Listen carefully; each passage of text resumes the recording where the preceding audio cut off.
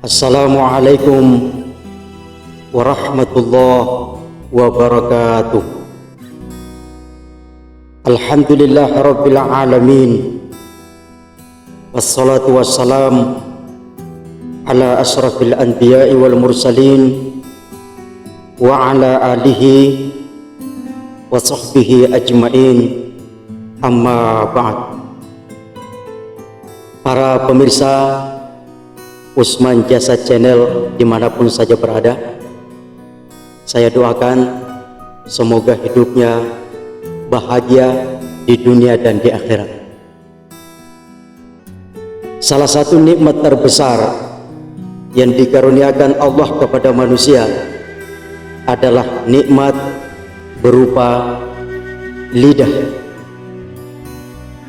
Lidah yang dikaruniakan Allah kepada manusia ini memiliki manfaat yang sangat besar dalam kehidupan sehari-hari.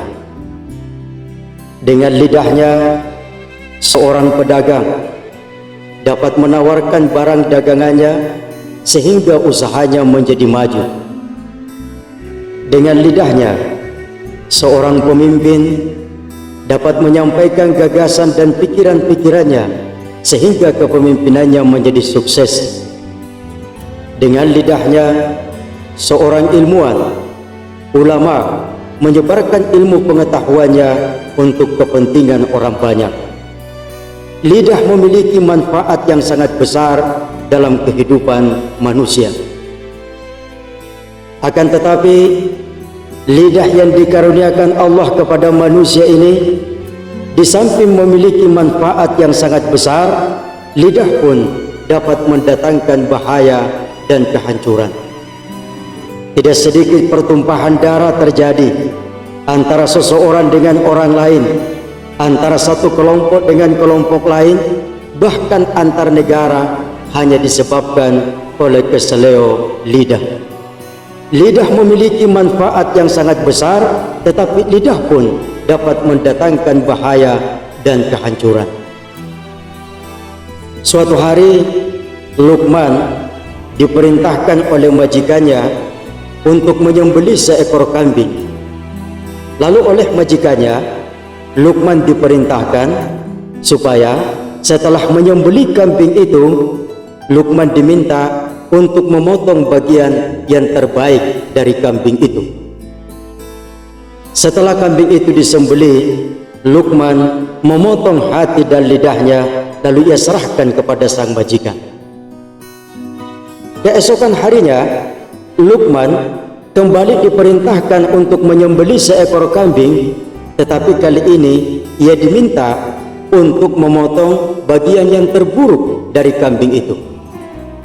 Setelah kambing itu disembelih, Luqman kembali memotong hati dan lidahnya, lalu ia serahkan kepada sang majikan. Majikannya heran lalu bertanya, "Ya Luqman, kemarin kuperintahkan kepadamu untuk menyembelih seekor kambing. Kuminta kau mengambilkan aku bagian yang terbaik dari kambing itu. Kau potongkan aku hati dan lidahnya. Hari ini pun kuperintahkan kepadamu memotong seekor kambing. Kuminta kau mengambilkan bagian yang terburuk dari kambing itu. Kembali kau potongkan aku hati dan lidahnya. Kenapa ya Luqman?" Luqman memberikan jawaban, "Tidak ada yang salah Tuan. Hati dan lidah itu memang merupakan barometer tolok ukur kebaikan dan keburukan, terutama bagi makhluk yang bernama manusia." Para pemirsa dimanapun saja berada, kepribadian seseorang itu bisa tercermin dari kata-kata yang keluar dari mulutnya. Di antara bahaya lidah yang harus dihindari dalam pergaulan adalah ghibah. Ghibah artinya menceritakan aib dan kejelekan seseorang yang kalau orang itu mendengarnya akan merasa tersinggung karena merasa dipermalukan di hadapan orang banyak. Mungkin ada yang berkata, "Saya akan menceritakan aib dan kejelekan orang itu karena orang itu memang punya aib dan kejelekan, makanya namanya ghibah." Sebab kalau menceritakan aib dan kejelekan seseorang padahal orang itu tidak punya aib dan kejelekan, itu namanya fitnah.